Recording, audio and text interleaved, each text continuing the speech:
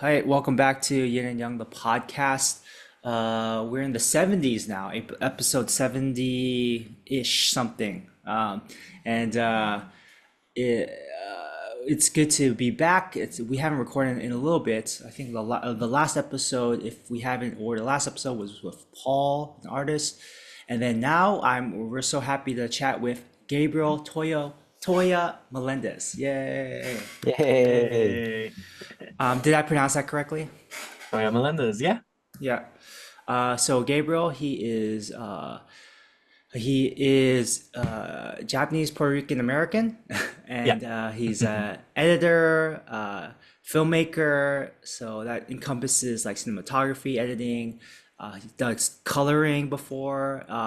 He's also worked in the health management department when during the COVID period, and yeah, I'd be also happy to hear also more about your experiences. You also recently worked on another film, and I'd be curious to hear more about your background, like where you grew up, kind of who you are as a person. Like, so did you mainly, as for your background, did you grow up mainly in California, or yeah, give us a little bit about your background. Yeah. I was born and raised in San Francisco. Um, uh, pr Lived most of my life primarily in California. There's a chunk of time where my family moved to Florida for like 7 years. Middle school and high school, at Oh, least for me, just out of like personal family reasons. So I consider myself a Californian. I moved back for college. Went to San Francisco State, moved back to San Francisco, moved to San Francisco State. For did the cinema program there. Um, while I was there, work try to work on set a lot and things like that before moving down to LA. So I'm currently in Los Angeles from there. So like large chunk of my life, I feel was always considered California, and Florida never really felt like home. hmm. But there are still like kind of core aspects of myself, I believe, like come from Florida. Um, um, and yeah, especially because middle school and high school are like very kind of key moments in I think everyone's life. Right. And so, um, but yeah. So like if you were to make a coming of age film of yourself, you would have to include Florida, right? Because that's like Yeah. I see, yeah, yeah. Yeah. For yourself, your parents. So I guess who's Japanese, who's Puerto Rican, American. Yeah. So I'd be curious to Yeah. hear. Yeah. Yes, I skipped all that. My dad's Japanese American. He actually grew up in Cupertino, which is Oh. South Bay, I believe. Uh, and my mom's Puerto Rican. She kind of grew up most of her life in San Juan, it's like the main city center there, before moving to San Francisco. But yeah, my dad, he's Japanese American, I think. Oh geez, second generation, I believe. Okay. Oh, So his his his parents on came. Yeah. Yeah, His parents came, and then he was yeah, born here. yeah. Yeah, that's second generation. Second generation. My grandfather's ethnically Japanese, but he grew up in Hawaii. Oh. Um, and his mother, my grandmother, was from Japan, who migrated. I'm not necessarily sure when. I just know that she was actually in one of the internment camps back in World War II. Hmm. So kind of, and my grandfather was in the U.S. part of the U.S. military because he was like around Hawaii when Pearl Harbor happened and things like that. So, it's kind of the trauma of being Japanese American or growing living in the United States as a Japanese um, immigrant, where they refuse to teach like Japanese to in the culture and customs to their children. So my dad kind of grew up without knowing any Hmm. Japanese. Very trying The parents push very much like American values, suburban white picket fence sort of livelihood. So that was kind of like his upbringing.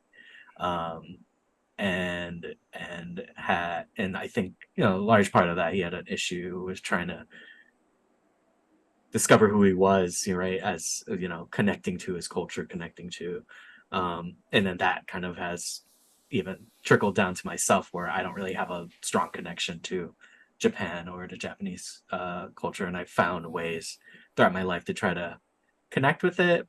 I think both me and my father have, but yeah, he's always considered like, yeah, I grew up very American. His name is Barry.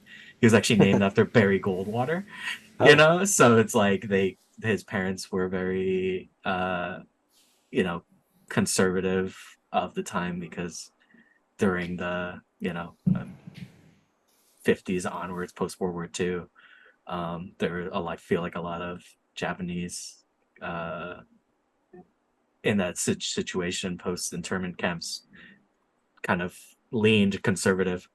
Mm. Um, Who's Barry Goldwater, by the way? he's a GOP. He's a yeah. Republican, right around the Nixon era. So he Mhm. was a very prominent politician who changed the strategy of the Republican Party to start catering more towards the South, I think. Yeah. So Oh. that's when everything shifted for the Republican Party to become more conservative, really Mhm. conservative. Not just uh, about small government, but the, the ideology has shifted, and the war on crime stuff kind of started happening. All those wording, the what we view as dog whistles now was started off with Barry Goldwater talking about war on crime and all these other things. And yeah, Mm. that I'm pretty sure that's Barry Goldwater, if Yeah. I'm not mistaken. That Right. sounds about right. I'm not a history major, but that sounds accurate. Mm. My So dad then always found it funny because he's very liberal and not very not conservative. he's not I guess living up to the name in his own way, I guess, right? Yeah. I have a question for you. Um, Yeah. so even though your dad grew up not not having that identity or that cultural ties to Japan, I found that even with amongst my friends who have parents or grandparents that were in internment camps, the food at least actually still kind of goes through, right? Did your dad like, oh, I gotta still have rice? Because my friend, I remember one of my friends, he's like third generation, he still had a rice cooker and stuff, Yeah. but I mean, they put Dinty Moore on it, you know. It Yeah. was Dinty Moore and rice or something like that. But he married a Japanese girl, and then it became more the ties became stronger. But I was curious about your dad and your food. Did that come through like with your grandparents? Um, I think so. Yeah. I mean, rice, especially, so a Yeah. rice cooker. They even to this day we keep the kind of traditional New Year's Oh, celebration dinner, yeah. where we go out and buy, like, you know, racks of sushi. And Oh. my uncle used to be he was a chef. He passed away, but he was a chef, so he would like cook kind of traditional Japanese cuisine and soups, and my dad still does, like, has kept a lot of that. So I think there was certain aspects. I think food was probably a large part of something that their parents held on to. But when it came to kind of language, and I think especially going to Japan, it was kind of like a no, no, we don't Right. talk about it, sort of thing. That's Mm. interesting. I wonder if the food thing is because it's done at home and it's Yeah. not something that you have to like go out to whereas like the language, if you speak with an accent, then if you go to the public, people can say, "Oh yeah, you're not American." But Hmm. the food you can just keep at home, and no one has to come to your home. That's the privacy part. Hmm. Hmm. Yeah, it is Mm. interesting. I never really thought of it that way, but that would make sense. Yeah. For your Oh, grandfather, your dad's dad, Hmm. he came from Japan as well, or is he Japanese American? Um, I'm actually not too sure about that side of my family. It was very private. Mm. And so I feel like if my if I talk to my dad, I'd probably get more info about it. But Mm, from the little I knew is that um, he grew up in Hawaii, but I'm not necessarily sure if he was born in Japan and mm, he moved there when he was a child or if he was like straight up born there. Because it was, I think, also before it became even a state. mm. I think it was still a colony. So um, yeah, I'm not necessarily sure about that history. Yeah, because it's because I he was drafted. Your grandfather was drafted into the army, into the U.S. Army, right? So Yeah. I would assume then he wouldn't be he couldn't be a Japanese national. I'm assuming he'd have Hmm. to go into the internment camps. I'm guessing. Um, Well, I he don't could know. have been naturalized. Could be Yeah. naturalized. Yeah, that's true. Yeah, I'm Yeah, and trying to think. he might not have, I don't know if he got drafted or he like volunteered because after World War II started, I think a lot of Japanese Americans just volunteered willingly. Yeah, so And they Right. wouldn't have to be interned. I think it yeah, was a Yeah. situation like that. He was actually a translator. Um, Ah. so he would go in at least post the war. He would go with American troops to like the islands that they knew a lot of Japanese soldiers were hiding in, and would be the main translator Oh wow. to be like, "Hey guys, war is over. Please surrender." And if they refused to, they would like the troops would go in there and like do terrible um, things. yeah, But yeah, but that was kind of his job, and I think before that he was kind of more like in an office position. Um, so yeah, it probably was a volunteer thing. I think probably to avoid. Not sure what the situation of Hawaii was when it came to interning. Um, didn't Hmm. happen. yeah, it was probably something like that where it was just like, hey, this is just something I can do to like help the cause. Right. Wait, so that's interesting. There was no internment in Hawaii? Is that I what don't happened? think so. Oh, Yeah, okay. in the continental U.S., there was internment for sure. I don't think Hawaiians did that. I don't know of like any stories where Hawaiians lost their homes or lost their businesses due to World War II. Hmm. I think a And I large haven't, part of that was yeah, because the population size. They knew Yeah. that yeah, if they even attempted to intern, that the economy would collapse in Right. Hawaii. That'd be for yourself, like did you ever talk to your grandma much or your grandparents much directly, or was communication an issue or on your Japanese side? Yeah. um, I grew up with I grew up with them. So there was a good relationship. Unfortunately, my grandmother passed from lung cancer in oh, 2000. So I was like 9, 10 years old. So my relationship with her was very brief, unfortunately. Um, I've learned a little bit of her stories post her death, relating to like her time in internment camps and um, even immigrating from Japan. But yeah, personally, unfortunately, missed a lot with her. I had a better relationship with my grandfather, but because I think kind of again the core time I could have spent time with him or learned more, I was in Florida while he was still in California, Oh. and then again when we finally were able to move back to California, he passed that same year. Oh So wow, wow. that's rough. yeah, Yeah. so it's just like we would visit, well, as a kid, I remember we would go almost every weekend down to my grandparents' place in Cupertino, Oh, which is like a 45-minute drive from San Francisco. It's not too bad. Right. right. And So now it's that terrible. was, The traffic's terrible now. yeah, exactly. But that was kind of like my growing up. I remember that, and we would spend either like Christmas or Thanksgiving with them. And then when we moved to Florida, it was like once a year, once or Ah. twice a year, whenever we could find time.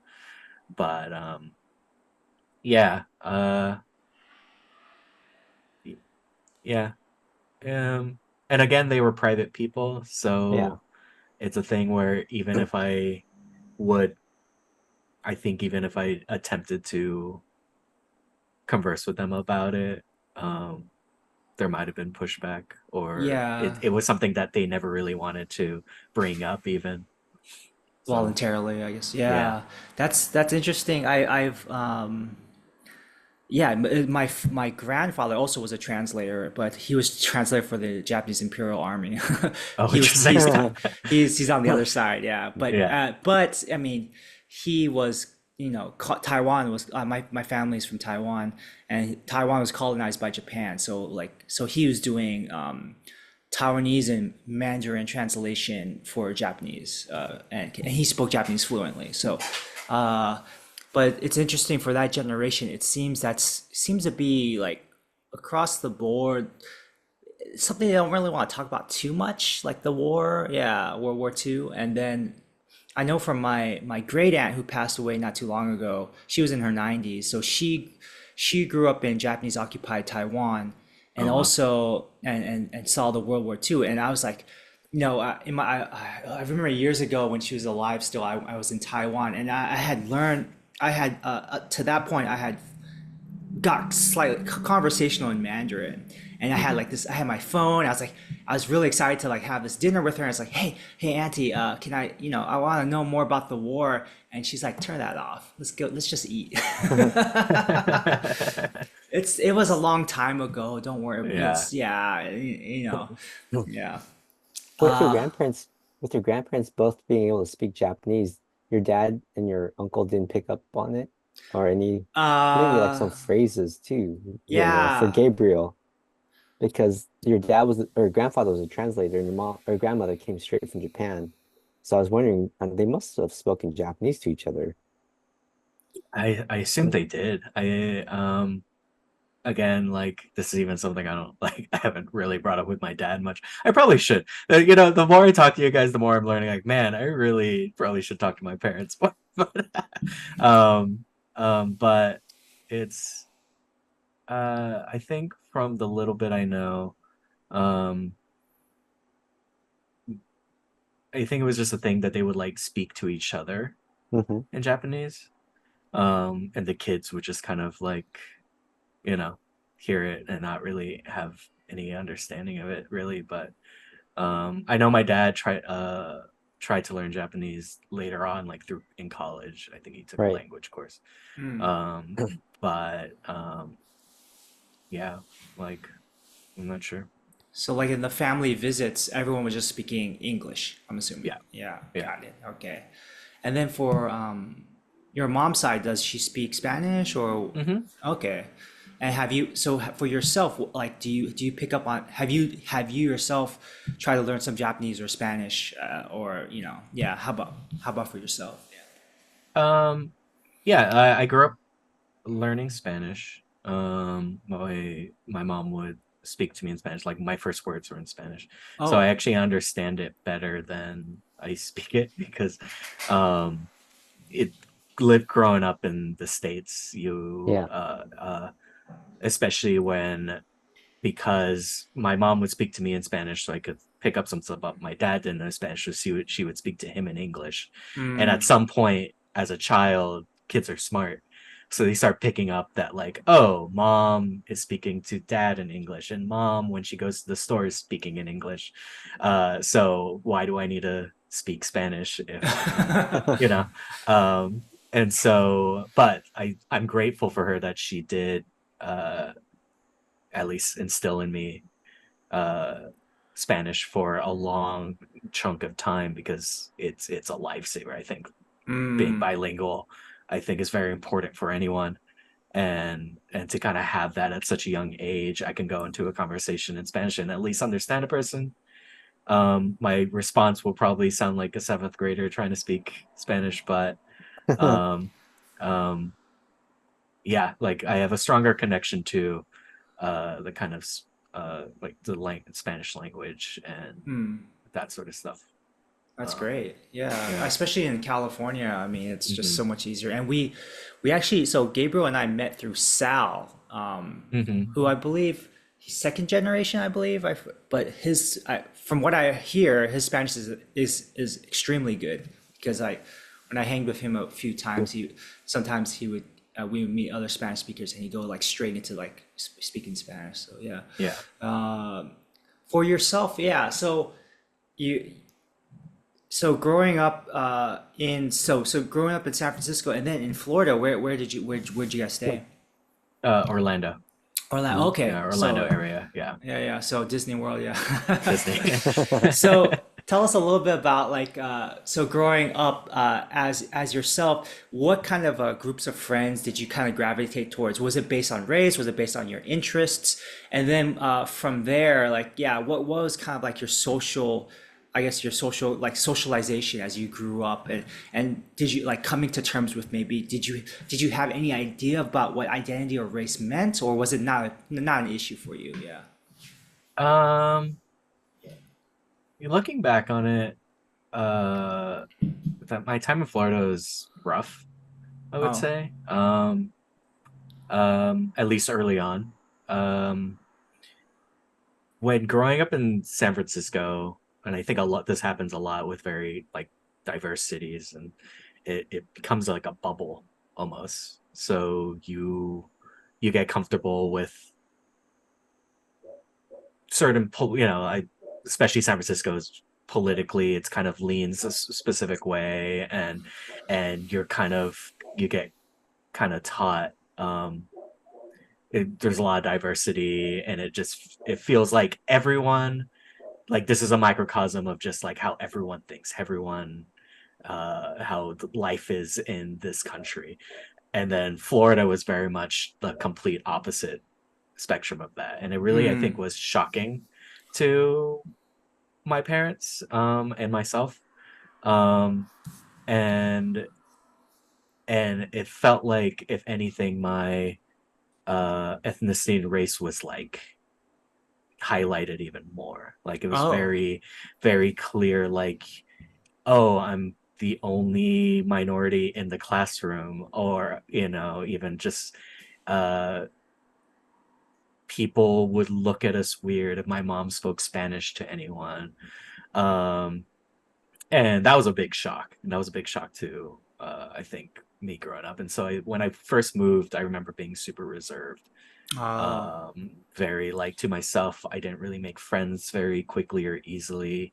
um the schools I would go, especially middle school, it was very strange how it felt like certain groups would self-segregate. You'd see African American black kids kind of hanging out only with them, with the same type of groups, and white kids would hang out with them, and then I'm here stuck in the middle because I have Puerto Rican but Asian, but there's only like one other Asian kid in the school, Ah. and you don't really know where you belong.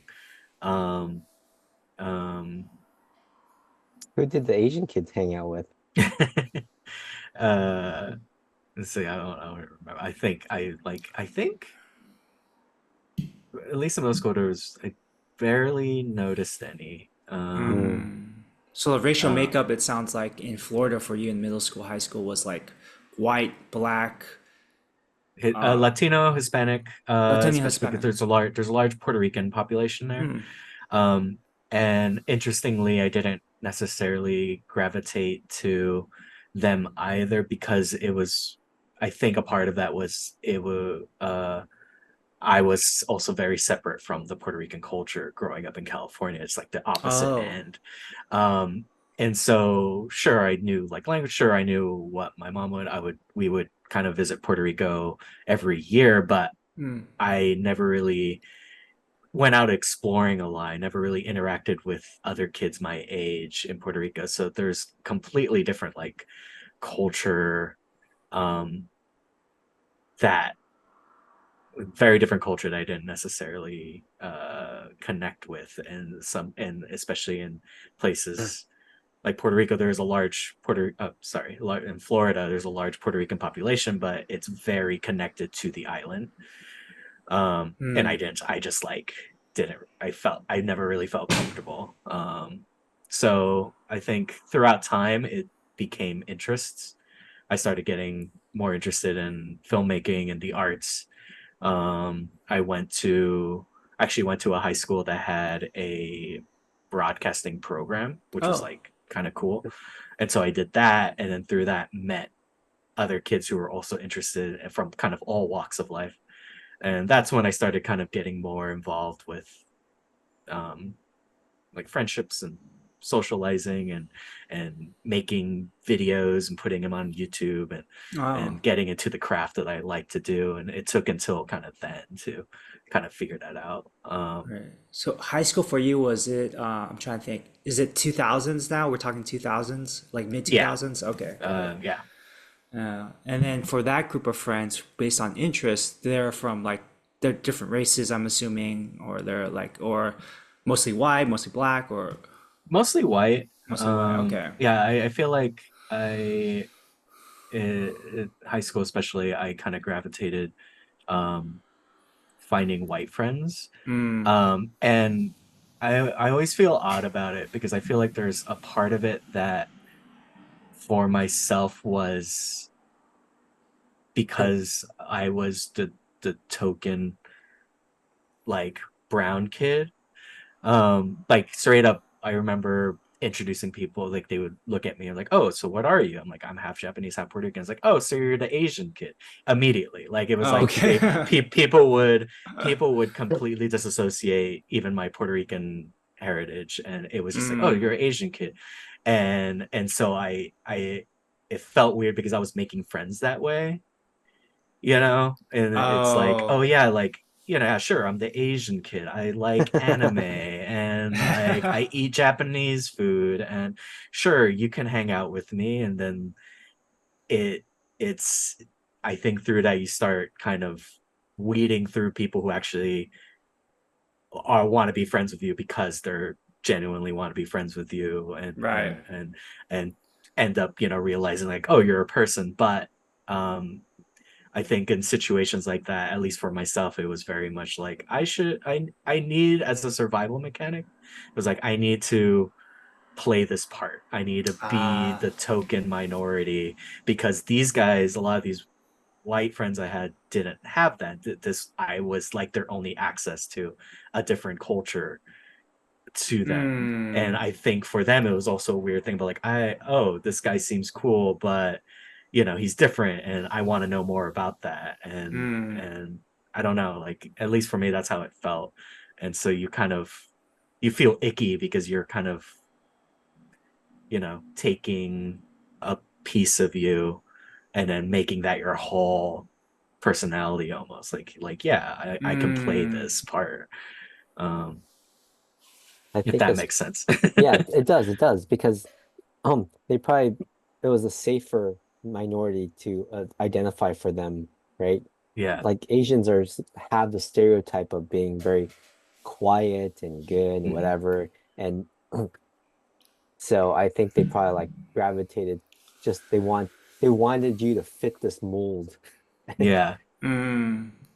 And then 2000s, like you're, so that's post Cowboy Bebop, Neon Genesis Evangelion. So like America's like starting to catch up with like, oh, I mean there Yeah. was Robotech and Macross, but then like, and that was earlier, but then like that's kind of, you're closer to my generation, Gabriel. So like, Mhm. yeah, Evangelion, it's like, oh, anime's starting to become cool. Yeah. Now it's of course like super mainstream, but like, but yeah, so it's so interesting. But then like, wait, I'm also Puerto Rican. Like, Yeah. and it's, but then Puerto Rican is, that's for, like there's a racial hierarchy, right? Like in Yeah. America, right? So it's like, what's a cool, like what a racial hierarchy in coolness, right? So like, Hmm. I don't know, for the longest time, Japan has always been kind of cool, right? But then Hmm. Puerto Rican, they're like, oh, boxing maybe, like no, that's Cuba, sorry, that's Cuba. Like, Yeah. or like, yeah, it's for Americans, right? And then like, West Side Story. yeah, Yeah, is, oh West yeah, Side that's Story. what's up, yeah. So, I mean, a sidebar, like what about Puerto Rican food? Yeah, I guess you gotta go Florida, huh? Yeah. Yeah, yeah. East Coast, New York, New York, New York. Florida. Yeah. um that's kind of like the main thing. It's that Orlando is it's central Florida. Hmm. but it's basically run by Disney, Right. similar to like Anaheim. Yeah. And so there's like a like it's not Florida's very unique in a lot of different ways, obviously. Like there is the kind of stereotypical, like it's a terrible place, look what it does politically, Florida and look at the man, like, yeah. Florida man, all that stuff. But within it, there are kind of like I think if you find the kind of towns that are like full of specifically Caribbean people, Puerto Rico, Huh. Jamaica, there's even like a large Vietnamese population out there from what I Mm, remember. So it's Weird. like if you can find those little areas, I think it's connects you very closely to the culture and those kind of islands and those different countries in themselves. You just gotta find it. And I think it's much harder than other states. And because I grew up in Orlando, we didn't really explore much out of there. And unfortunately, like I feel like I wish I could have found more of the core Puerto Rican communities in Florida that probably would have welcomed us a little bit more, or like I could mm, have found better restaurants and actually connected more. But we never really we never really did that, or never really found that on our time there. mm.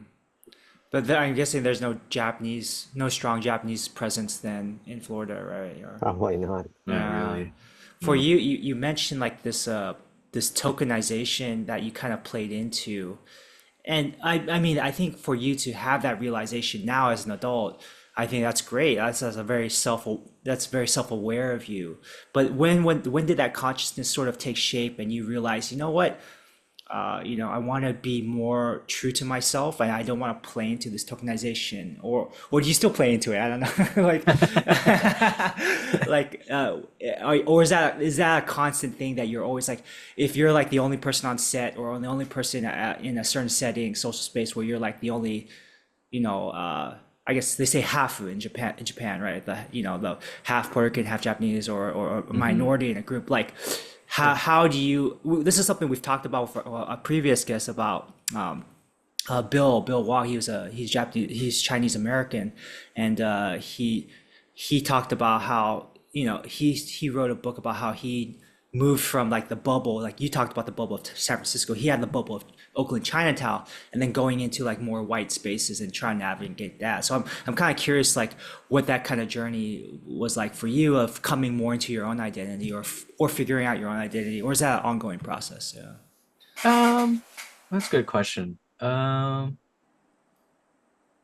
I not necessarily sure. I feel like it wasn't until like near the end of my high school, like going into college. I think a large part of that was like I knowing that I was leaving Florida. I can go back to a city and a community I'm more comfortable with, where I kind of latched on to myself. But um, going off to kind of what you were talking about, the second part of the question is I do notice that sometimes it does come back, like especially with work and the film industry being the way it is, where you can be on set working on a show 1 month and then immediately thrown onto a completely different show, completely different people.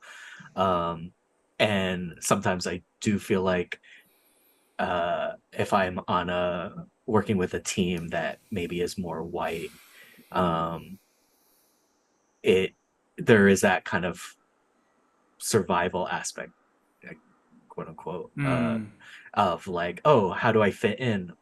How do I, knowing that like I may have to prove more that I can do the job because I'm considered a minority within these group of people, so I have to act different, or feel like I have to put 110%, and then maybe by being the different one I can use that to my advantage, to kind of navigate through this job, um um and that kind of plays into my race and having to have like make sure that people know that about me, I guess. I'm not sure. Mm, But it's I don't know, it's definitely, it's not like something that I strive to do mm, nowadays. And I think being in Los Angeles, or the kind of the way that things have evolved culturally, um, in this country too, has made that not so prominent. Maybe. mm. So when you get that question, where are you from, or what are you? That seems kind of like rude when someone asks you, "What are you?" Or, Well, uh, here in I mean, so in LA especially, everyone thinks I'm Filipino. Like that's like this. That's the thing that it's interesting being mixed with Asian. I'll feel like a lot of time people just assume, especially if you're darker skin, it's like, oh, uh, you're Filipino, right? I'm like, no, but good guess. I don't know. I mean, do you still get that question a lot? Like, "Oh, yo, yeah, where are your parents from?" Or people don't really care. They just care about what you can do, I guess, if it's in a work setting. Or like, do you still get that question a lot? Or Um, I don't know if it's a lot, but I do get it. Um, and how do you um, answer? I guess. Yeah. um, I feel like I'm just very honest. I'm like, half Japanese, half Puerto Rican.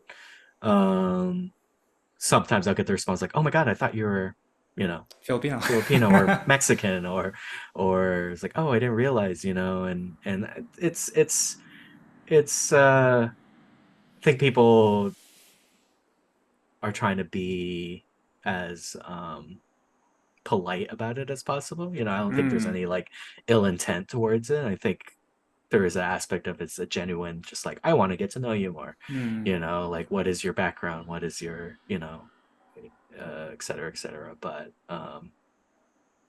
yeah. yeah.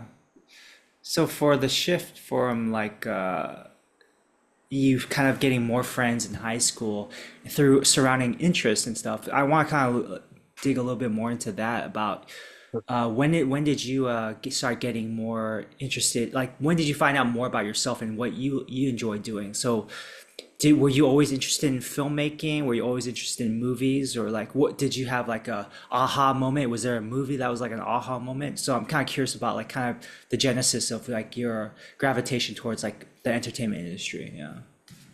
Um, so I've always been interested in storytelling. When I was like younger, I would write like little stories and come up with like television shows in my brain, and so that was always interest to me. I think it helped that my dad had some connection to filmmaking. He was into stop motion animation. Oh. I think he went to college for that, at least like a bachelor's in it. um and so like the biggest thing he did was he worked on James and Giant Peach, Oh wow. as like one day claymation. So he like would make the hands and heads for some of the characters, for that. And I never really pursued it. It was something that he did out of, like, it was a hobby for him. Like, as a kid he would make claymation things and film stuff with his friends. So it was kind of being introduced to film in that sort of way, about like, this is stuff, like, look how creative you can be with it. um and and then combine that with my interest in like storytelling. I think it was like, you know like, oh yeah, film is something I would like to pursue in one way or form. But um, it was, I also kind of jumped around different things. I tried to be a drummer for a chunk of time. And music, there's a large music scene in Florida, and it was Mm. almost natural, arts wise, that it was, I made friends with a lot of musicians, so that kind of came into play with doing that. But I always just kind of wanted to do more of the visual art. And so it would like even help with like, made music videos with friends, and and making short, like little tiny comedic snippets, and that kind of um, emphasized my interest in it at a young age. Nice. So, and then for broadcasting, I said there's a broadcasting department in high school. Yeah. Mm-hmm. So, uh, I what was that experience like? Going from like start figuring out, oh, this is actually something you can do. So, okay, from what I understand, then from your father, you already learned that this was actually something you could do as a job or Mm-hmm. like entertainment, and then you got more exposed to it in high school, and that's kind of like Mm-hmm. where you made, and that's also, and for then, did you want to pursue it in college then? Like you graduate high school, you're like, oh, I'm going back to California, yay, and I'm gonna go study arts, or you're like, no, I need to figure myself out. Like, what was that transition from high school to college? Yeah. It was pretty immediate. Just kind of jumped into college almost like I'm not sure, I can't pinpoint exactly when in high school I was like, I want to do film. Hmm. But I do remember it kind of just always being in the background. Um, and then of course when college came, I was like, yeah, I gotta find a film school. Um, and uh San Francisco State, um my parents ended up going there, I think, and they were like, "It's a good school, has a good film department, go do it." And I never really branched out and tried to apply to any of the big ones like USC or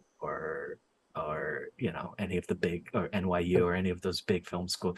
It's just like San Francisco State just kind of felt like, I don't know, it was just, yeah, that it called out to me, and I applied and immediately got in. And It's cheaper. um, yeah, it's cheaper too. Way And I cheaper. knew I wasn't getting any scholarships or anything. So it was just kind of right off the bat. I was like, I want to pursue this. This is what I'm going to do. I'm just going to go there and do it. Uh, a lot of that last month of high school was very much a blur. It was just like, Mm.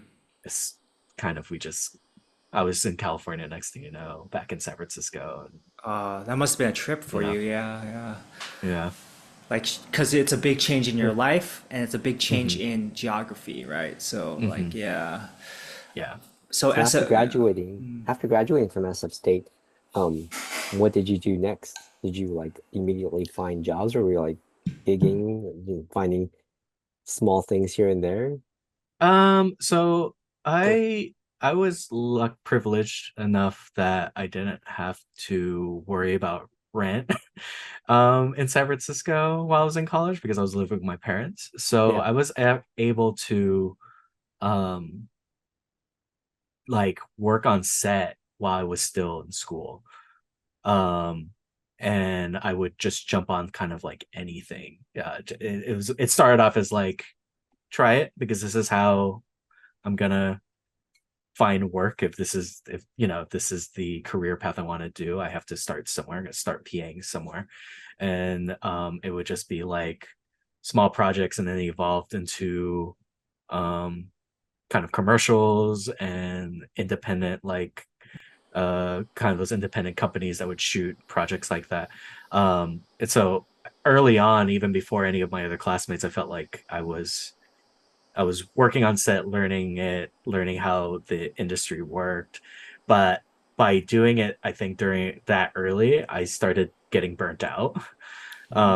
Because sets can be icky. It's long hours. Balancing school with that too was always difficult. Um, and I would make connections and do this work. And San Francisco is a very small community. So once you know someone and they know you're good, you just continue to get work. So I was like, for a good chunk of time, just like month after month getting work.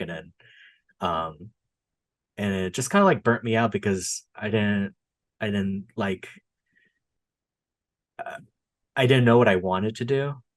Um, I wasn't sure if I wanted to be just a creative. I want to direct. I want to tell stories, but I can't like do that for money right now. So do I just want to do that? Do I just want to work? And then when people around you are like, hey, what do you want to do? I didn't really have an answer. And they're like, okay, well, we can't really help you move in a specific direction if you don't know what you Mm. want to do. And so after college, I actually did kind of took a break from the film industry. It kind of got a day job, and I just stopped working in it uh, until I kind of figured out what I wanted to do. Um, What did you want to do, and what was your day job? And then how did you get back in? so my day job was I was working at a movie theater. I was working at the Kabuki in Uh-huh. Japantown, Oh. um, Sundance, which is technically how I met you, James. Oh, right. Yeah. Okay. Because I was working there, and then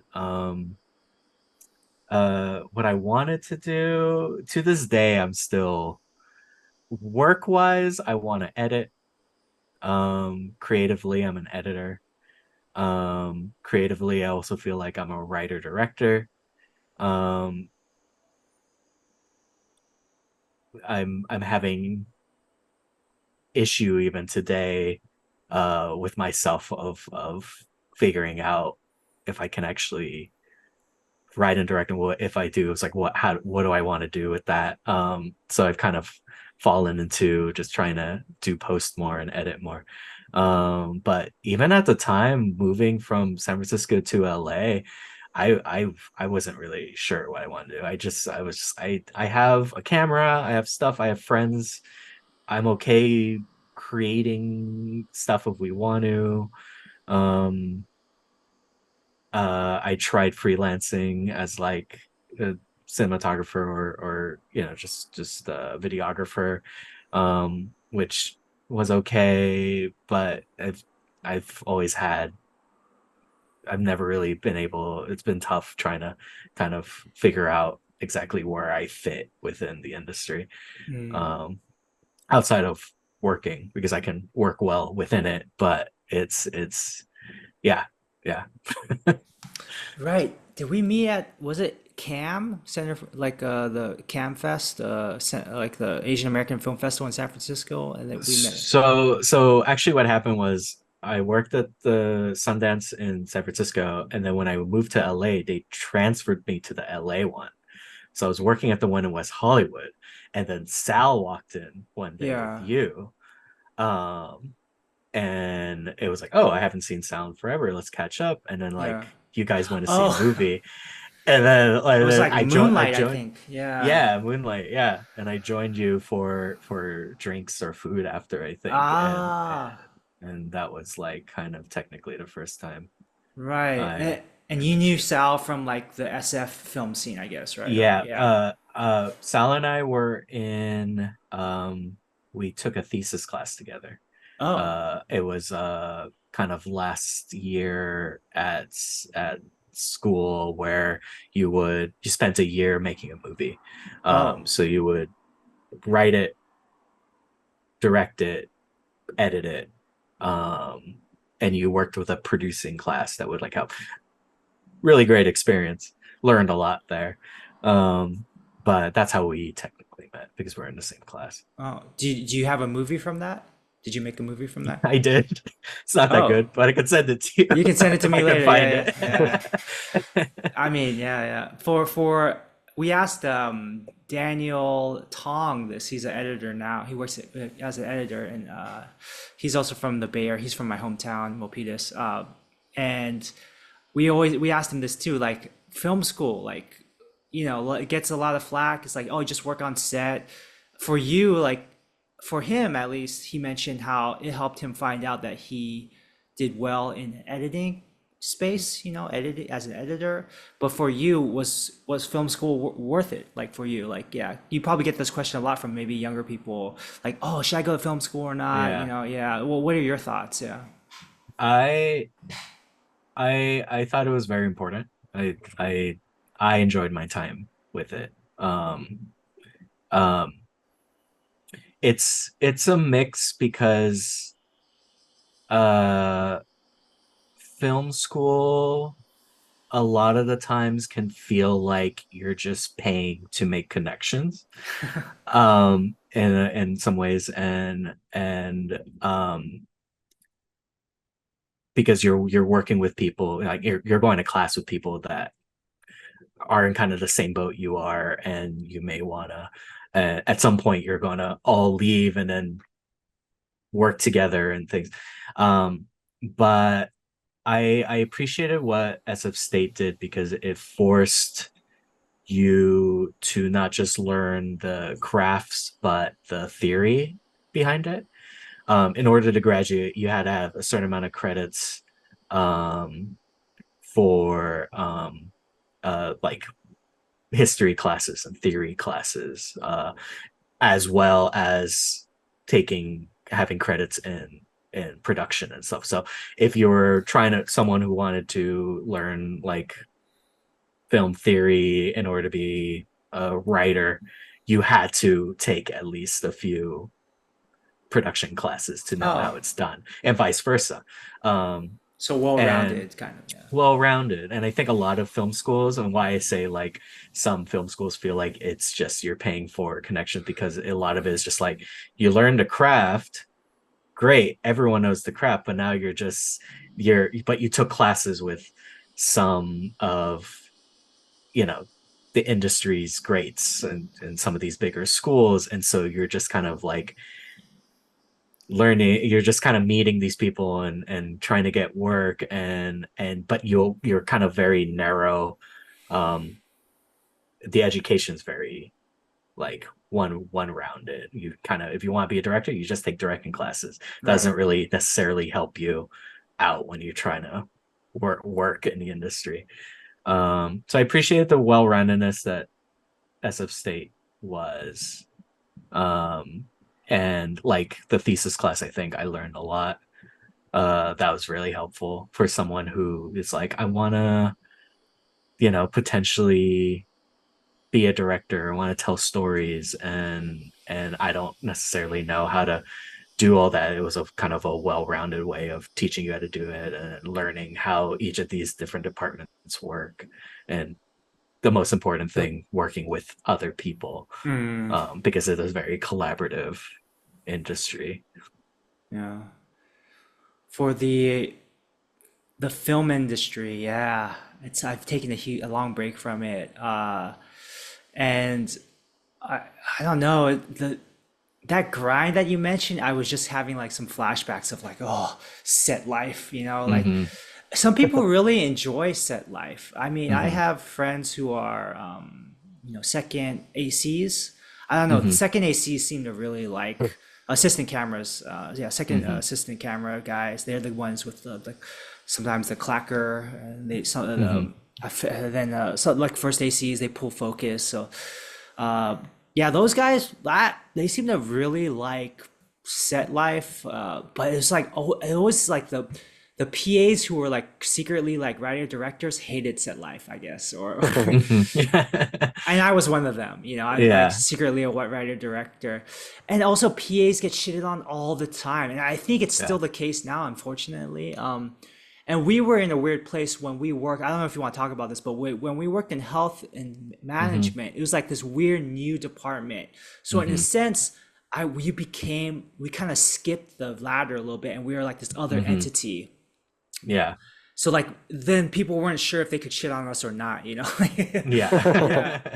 Like they're like, okay, they're the health people. I guess we should listen to them. They're like an Yeah. advisory board that tells us to wear our masks, and Yeah. Does that yeah. does that department still even exist now? Yeah, I No. wonder. No, I guess. No. Yeah, yeah, Yeah. yeah. It got dissolved. Um, It's a pain in the yeah. ass. Yeah. It's a pain. It was a pain in the ass.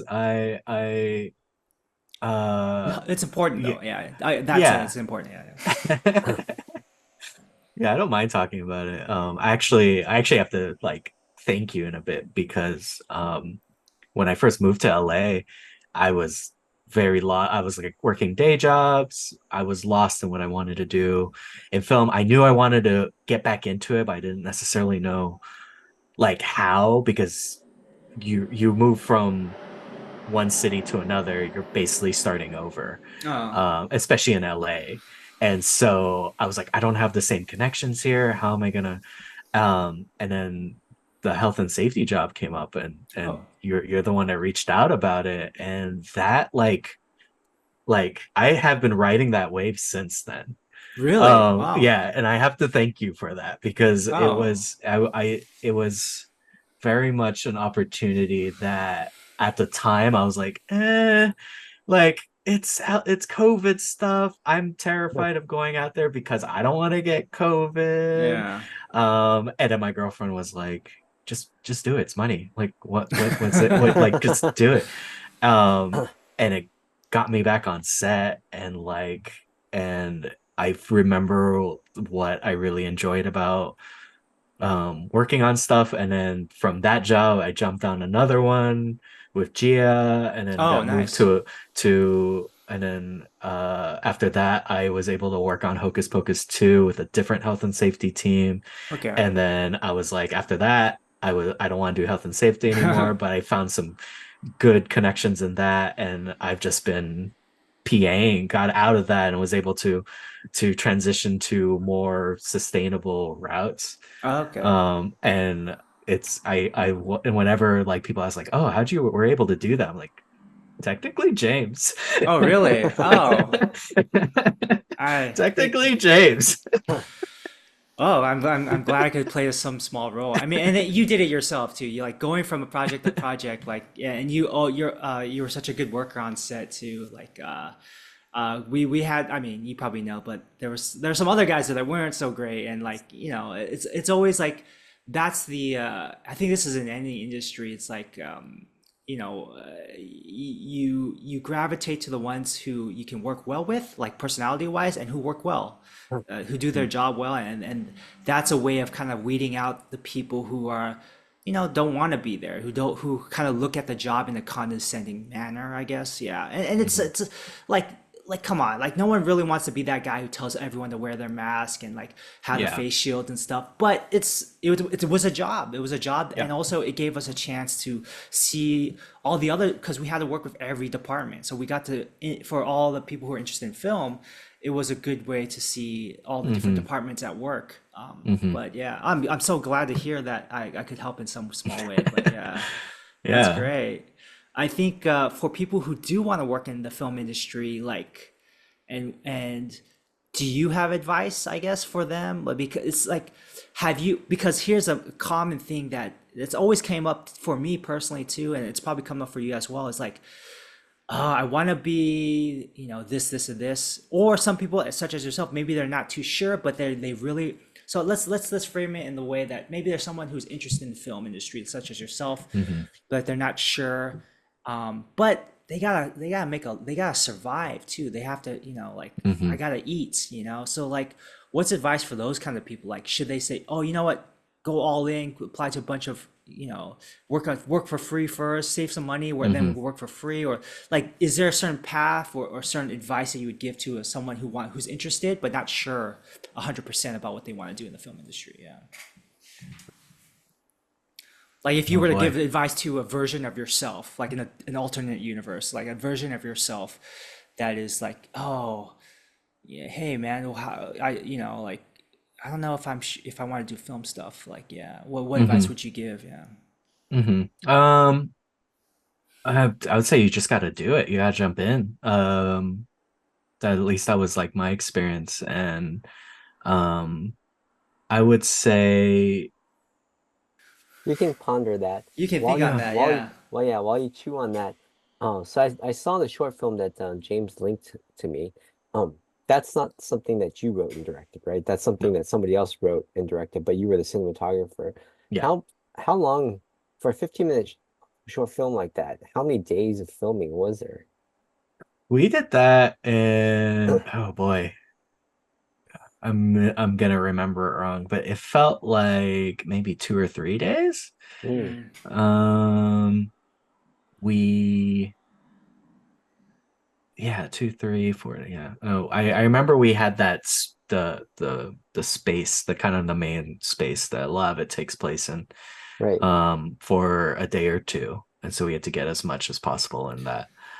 And then Yeah. are there Um, like cinematographers that you like, oh, I really like that shot because I was watching it and I really enjoyed the opening scenes with the perspective of him walking along the fence and mhm. then you're framing it that way. And then also when he was entering the room initially, just like the open space, but then him being right up by the door, all the lines. I really enjoyed that part. But are there like cinematographers that you really enjoy, or is there a certain style that you like? Um, I'm usually someone who likes to kind of play around different styles. I think for that specifically, I've always been attracted to like Ozu. Um, so his sort of films kind of, I think I probably tried to embody some of that in the very kind of stillness and kind of the using the space. Right. Um, um, but uh yeah, it's usually just like filmmakers. I tend to really like Asian cinema. Mm, And if I don't know if we I don't remember if we necessarily intended for that. But I think a lot of the kind of influence kind of subconsciously came from things like Ozu and Kurosawa and right. um Because uh I watched it, it really reminded me of Fireworks by Beat Takeshi and it's Hanabi. Yeah. Hanabi. And then so it was like the long mhm, shots. mhm, And whereas like American films, they cut really quick. yeah, But the Japanese film, especially the ones by Beat Takeshi, the guy would walk away and then it would just stay there mhm, and just and it just felt in that way. It felt like that to me. mhm. And I was like, oh, that's very interesting. It's not something I see too much in American Mm. cinema these days. Yeah, that's Yeah, interesting. for our listeners, we'll have a link in the description. It's Han by Earl T. Kim. It's a short film that Gabe was the director of photography and editor for. Mhm. Uh, yeah, if you want to, yeah. So that was 7 years ago. And so at that point, you were still in SF, or where were you at that point? Down here. You were Yeah. down there. Okay. I've Oh, it's already been actually, 7. Yeah, yeah. Okay. yeah. It's gonna be 10 years for me next August, Hmm. which is Wow. crazy. Yeah, 10 years in LA. Oh yeah, okay. So Um, I met you 10 years ago. Oh wow, it's been that okay. yeah. 10-ish. Yeah, Yeah, okay. 10-ish, yeah. Like 9 or yeah, yeah, okay. Yeah. So Earl T. Kim, he's a voice actor as well, and he's done the Ghost of Tsushima. He's Mm-hmm. a voice in there, the video game. Yeah. And Mocap. so what was that connection like? And do you guys still keep in touch or still collaborate or yeah? Yeah, he was my roommate. Oh, okay. Yeah. Yeah, he's my roommate. He's one of my closest friends. Met him down here in LA. Uh, um we ended up having like moved to LA around the same time, so we kind of had a similar like experience coming from different places and then living in this place together and not knowing really much other people and just going from there. But yeah, he was a working actor. He's a working actor.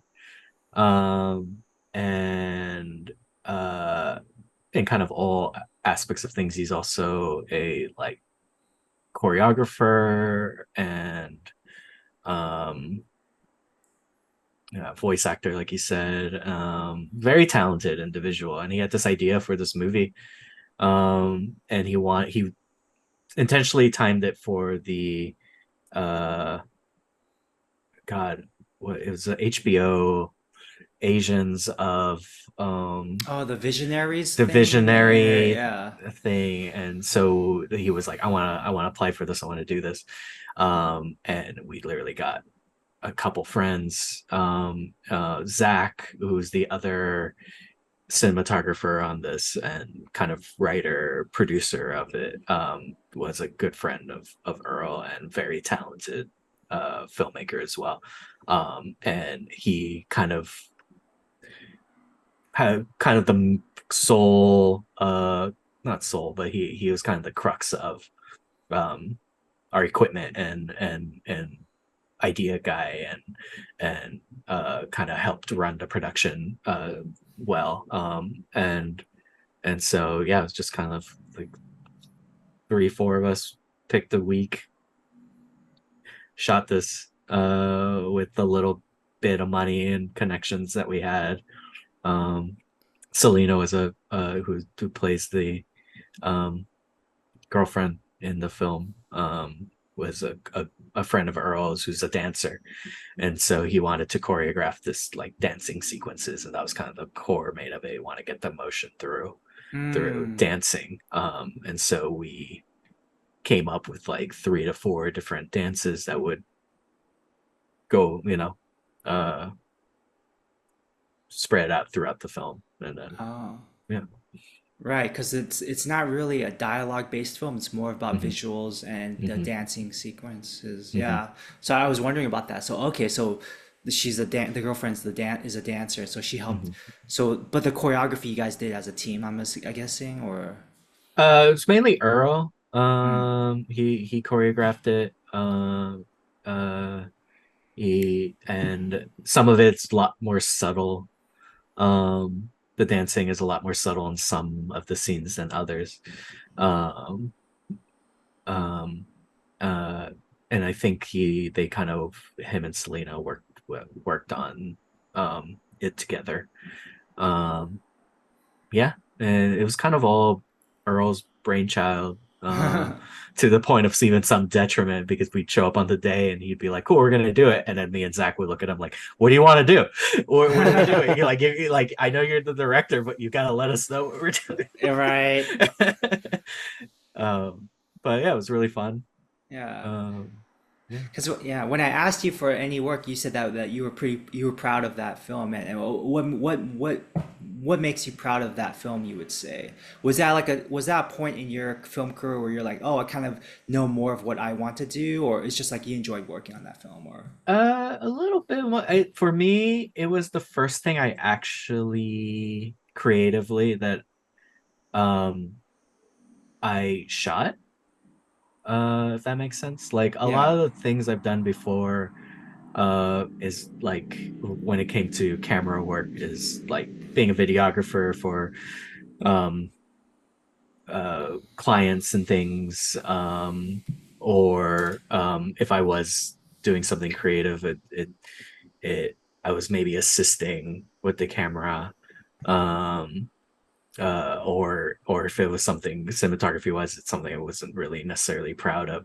So this was like the first time that I was given the kind of equipment and time and um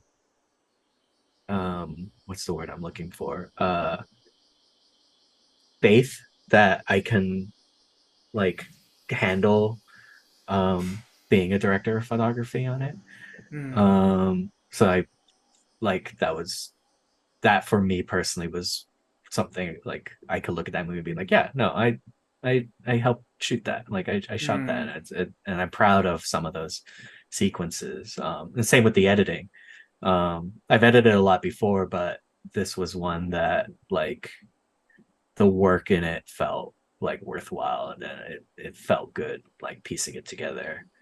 Um, um, yeah, well, just That's, you know, that's and it was amazing. Yeah. only five of us. No, one, two, three, four, five, six of us total that Yeah. worked on it. So, Yeah. I think some people they I know for myself, I fall into this trap of like, oh, I want to be that, yeah, maybe Koreeda, or like I want to make these really nice these I want to have like, or maybe even Nolan, like Christopher Nolan, or like I want to be like, or a lot of people like Tarantino. I'm not okay fan of Tarantino, but or like mhm. they all want to be these big time directors, Scorsese, Tarantino, Spielberg, Yeah. or like maybe even the old school ones like Kurosawa, and it's interesting because it's actually, maybe looking back, it's maybe the smaller films as you improve your craft, there are some of the best some of the best memories that you make in the film Hmm. making career.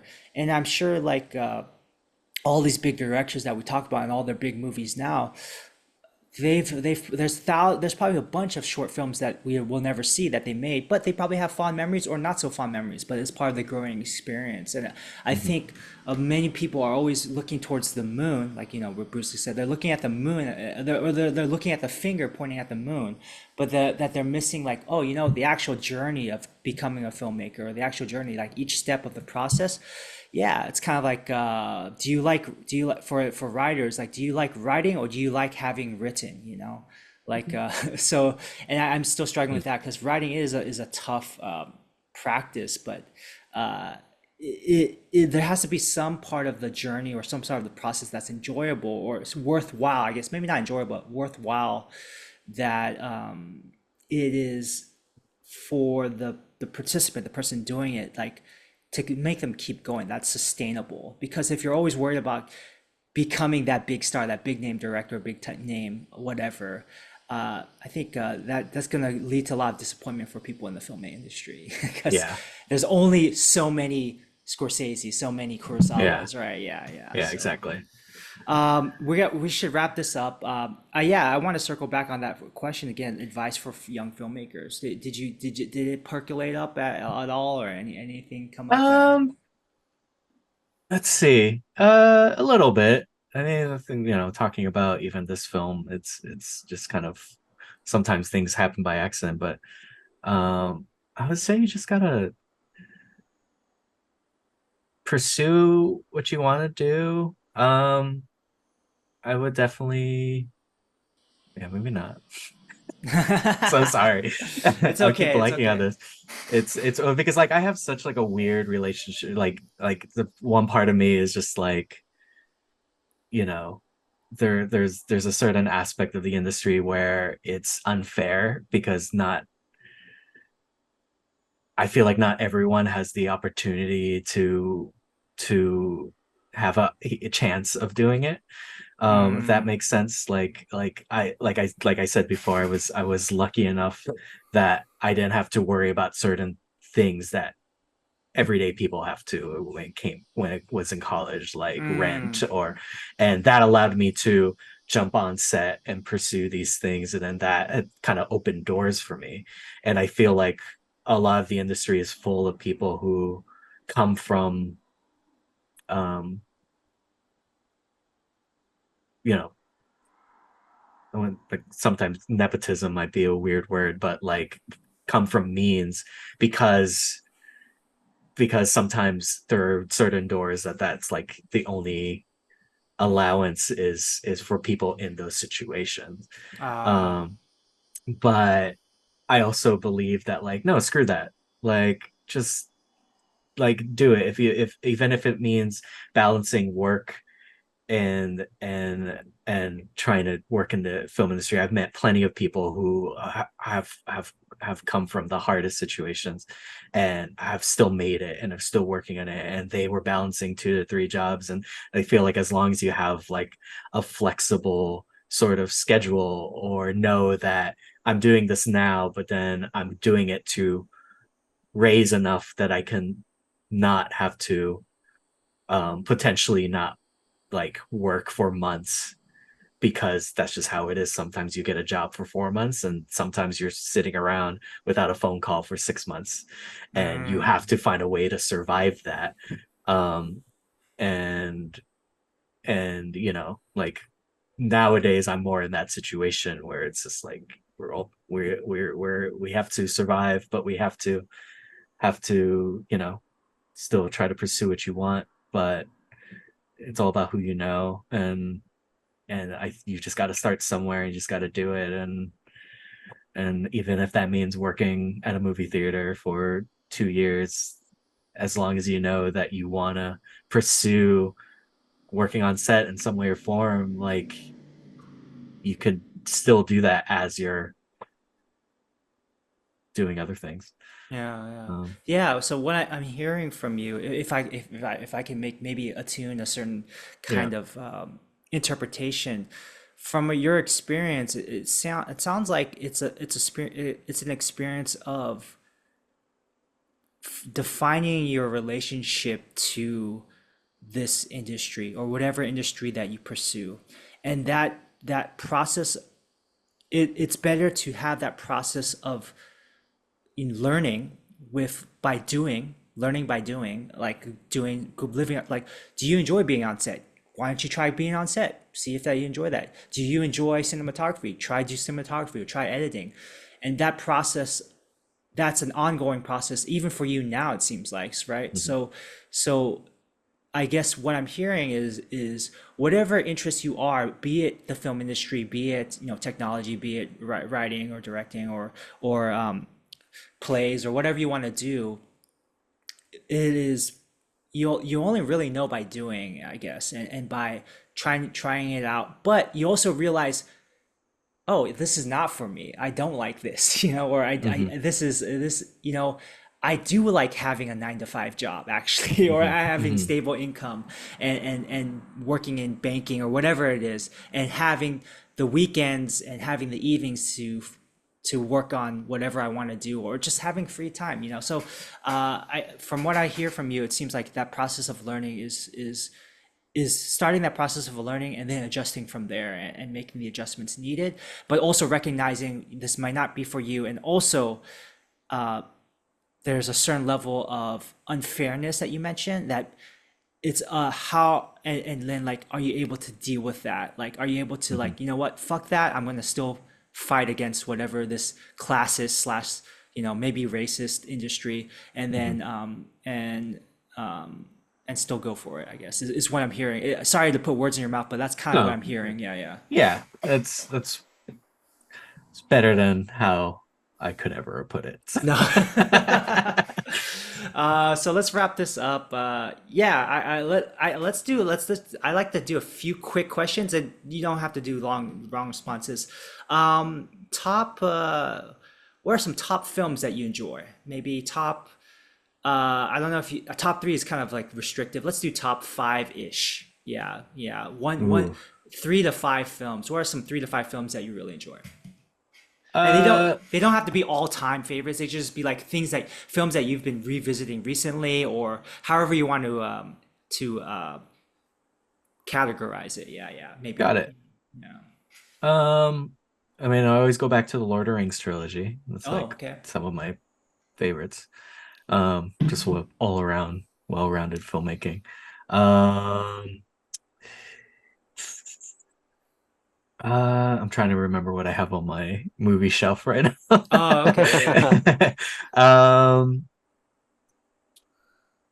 a lot of film. Let's see. The things are um a lot more recent films have just keep popping in my head. So Past Sure. Yeah. Lives was really, I think, really good. Yeah. Yeah. Um, Teo Yu, we actually interviewed him years ago. Yeah. oh yeah. Yeah. Wow. Yeah. Yeah. Uh, Um, Josie and the Pussycats, Is there a new one? classic. No, Oh, the No, old haven't one. seen that. Oh, just like that. That was a movie I recently revisited, and it's still great. still holds up. Okay. Yeah, it Maybe I'll still check it holds out. up. Yeah. Yeah. Yeah. I mean, there's so many, but yeah, my brain. Asian cinema. Do you have any top three for those? I guess Ozu, Kurosawa are two of famous filmmakers you like. Yeah, Bong Joon-ho, Oh, I Bong really Joon-ho. enjoy. Yeah, yeah, yeah. Memories of Murder. Sorry, Memories Oh of Murder is one God, of my all-time favorite films. that movie is devastating. Yeah. Yeah. Oh, Um, okay. Yeah, yeah. I like less solid sad ones. But yeah, Memories of Murder, definitely one of my favorite movies of all time. That definitely is like stuck with me. Mm. And yeah. Are you a Um, Parasite fan? Did you like Parasite. Parasite? I Yeah, love Parasite. from Bong Joon-ho. I Yeah, feel like yeah. everyone says Parasite, so I didn't want to say Parasite Yeah, right now. It's yeah. just like, It's a oh, good everyone one. says Yeah. Parasite. I mean, he also did like what, Snowpiercer, and Snowpiercer. Snowpiercer, yeah. that's a tough one too. Yeah, that's Yeah. like a lot of murder stuff in there. Yeah. Yeah. Um, that's a tricky. That was kind of a weird one for me. I'm not. I saw. I went to a screening of it and actually saw Bong Joon Ho was there. I'm like, oh hey, I really like Memories of Murder. Like I went to a Snowpiercer screening, and then afterwards I told him I really like Memories of Murder. uh, Yeah, the host is really good. yeah. Oh, the host. Yeah, that's a Yeah, good. Yeah. yeah. Dan, anything that you're enjoying now, or what you like watching? Yeah, films. Are you more of a film guy or TV guy? Yeah. These Series. days, I mean, I watch more TV because it's just there's so much content out there, and I feel like the film industry has slowed down a lot. Yeah. Uh, I mean, there are a lot of horror films getting released, but I'm not a big horror guy. mm, But Yeah. so TV, I just finished The Bear, Yeah. season three. Pretty the good. Bear. Yeah. Okay. Yeah, The Yeah. Bear season three. I'm watching Mayor of Kingstown. I'm watching House of the Dragon. House of Um, Dragon's pretty good. I like that. yeah. Yeah. I'm watching a So lot of TV too. Yeah, so it's kind of yeah. I mean, other than that, I mean, I just watched Deadpool and Wolverine. How was that? It's it's like a loose storyline with a bunch of jokes. Ah, interesting. Okay. so it's It's a bunch. like It's a movie. It's a joke. It's a movie of jokes with some storyline. yeah. I mean, it's just so minor, but the jokes are pretty good. I'm sure Ryan Reynolds had a big part in it, but all the other writers are did a really great job of pulling in all these jokes. And then if you're like a fan of Marvel and not just like of watching the MCU stuff, but watching the older Marvel movies before it became MCU, and even like things that you're not aware of, yeah, things that haven't been released, but if you know the backstory for some of the movies that were in development hell, you'll get some kicks out of it. But even if you Mm, don't know, it's still pretty funny. okay.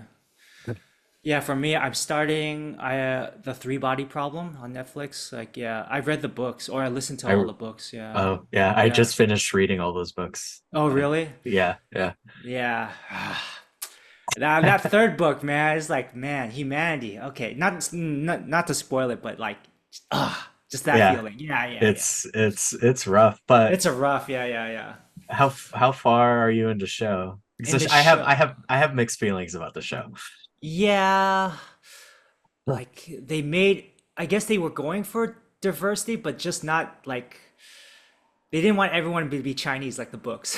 Yeah. Yeah. Yeah. So I guess in a way, but some people have to be Chinese. Obviously, yeah, Wenjie has Yeah. to be Chinese, right? Hmm. I'm at the part not to be.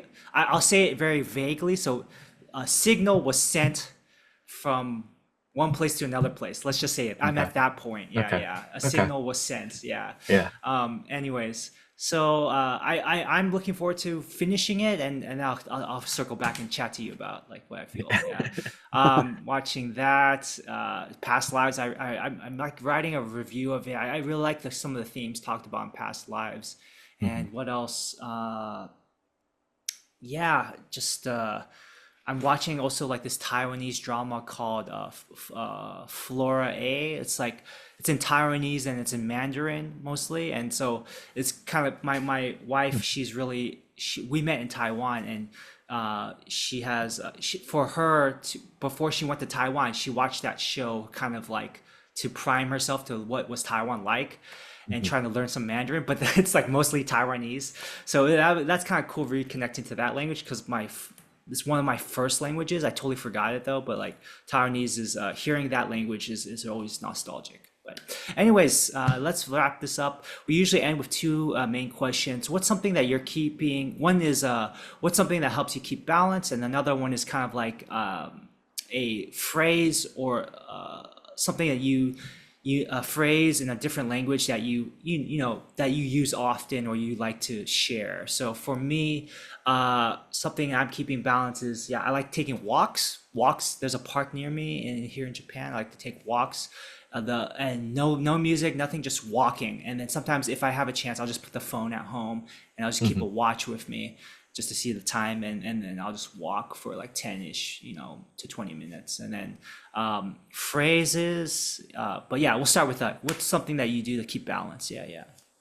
I've recently got back into doing kendo. Oh, Oh, great. Back in high school, I did kendo for like 2, 3 years. And I took a long break, and then the kind of writers actors strike really slowed things down here, and I needed something to do that because I'm not a gym person, working out has always been difficult for me. And then I rediscovered this dojo that's like not too far from me, and I've been taking classes there for the past couple months, kind of starting back up and getting into it. So that's really been kind of yeah, as kind of a saving grace and something that's really, you know, helped me this Men. past yeah. Yeah, so men, yeah. Are you right over left or left over right? What's yours we are holding? Is it always right over left It's or it's always right over left. Yeah. okay, even if you're left-handed or right-handed, it doesn't Yeah. matter. Oh, Yeah. interesting. Okay. Yeah. Kendo. Yeah. Cool. And then, but that gear, I know Dan was telling me this, like the kendo gear is not cheap though, right? Do you have the whole suit thing? Like, Yeah, I kept it from when I did it the first time. I might have oh, to readjust some of it or get new because I'm definitely not the same size or height as I was. So like I had to get a new like Dole. keikogi adult and Uh, like so I might have to get a new doll.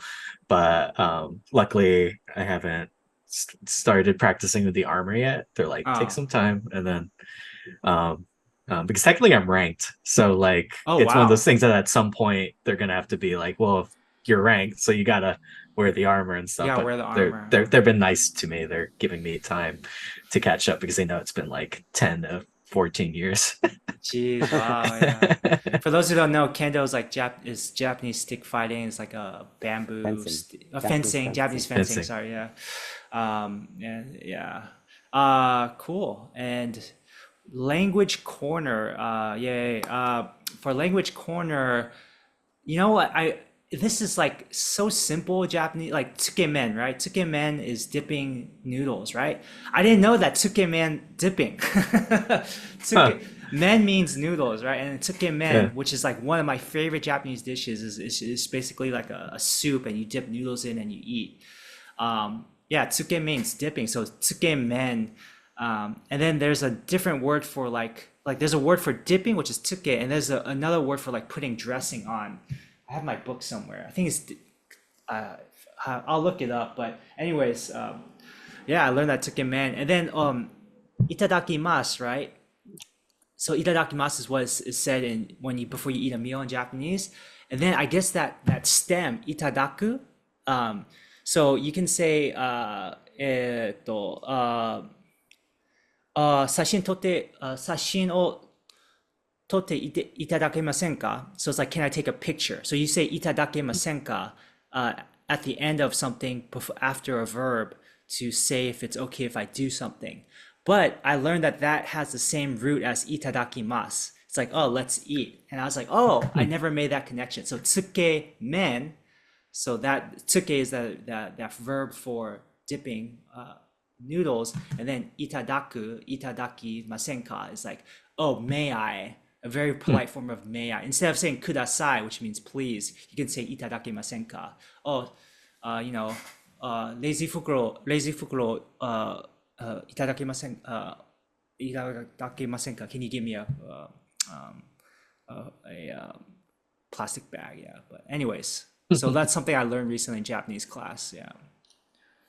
Huh. What do you guys? Do you guys Interesting. have anything? Yeah, yeah. Gabriel? It doesn't have to Um, be Japanese, Spanish, English. Yeah, any other. so I was kind of looking into this before I did this because I Uh, remember you're gonna ask me that. And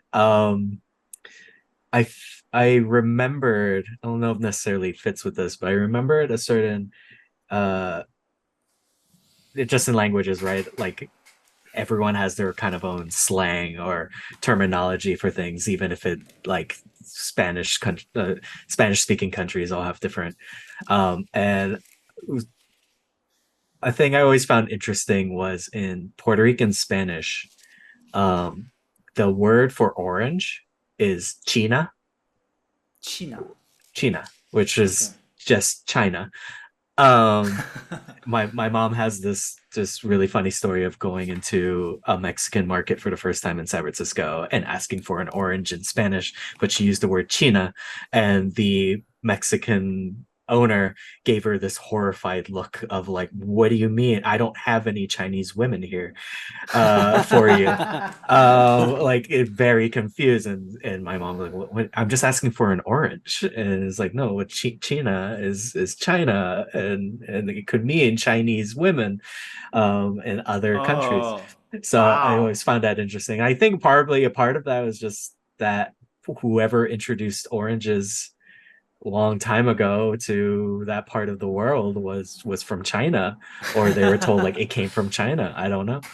I really don't know the lineage of it, but I always found that interesting that in That's Puerto interesting. Rico they just call it China. China. But you say any other Latin American country, they're like, whoa. Yeah, it's naranja. Naranja, I think, is the main is like orange in Spanish, but yeah. Mm. Dan, do you have anything? Yeah. Yeah, for me, I go to this market with my mom on the weekends. There's a ramen place, and they advertise that their ramen is using chintan. Chintan is Chintan, chintan, but it's actually comes from Chinese word for qingtang. It's a clear broth, clear soup, Oh, Oh, and so and ramen is supposedly from China, so ramen, yeah. so I see. ramen, so Ramen. Huh. chintan. I was like, So Qingtan ramen. yeah, chintan ramen, yeah, And Ah. ramen. So so clear clear broth broth ramen. or Okay. clear soup, yeah. Uh, nice. Okay. Cool. All Thank you right. so much. Yeah. Thanks. We went over a bit as we usually do, but thanks so much for your time. Oh, good. Yeah. I guess what yeah. Any last words? I guess one thing we started the conversation with like talking about identity now, and I asked for your advice about film industry. Do you have any maybe last words for maybe other people who have? It sounded like you had a tough time in Florida, but like, do you have any last words maybe for people who are coming from mixed backgrounds who have trouble fitting in? Like, what was it sound for you? It sounds like for you, it was like finding interest. Was that like a key thing for you? Yeah. Yeah. Finding interest, finding. I mean, my time as a in my youth is today is very different. So people, especially young, what Gen Alpha, Gen Z, may have a completely different experience of dealing with this sort of stuff. But I think something that unites people is common interest and just kind of you know finding your people, right? Finding your tribe. Yeah. All right. Thanks so much for your time, man. Take care, dude. Thanks for having me.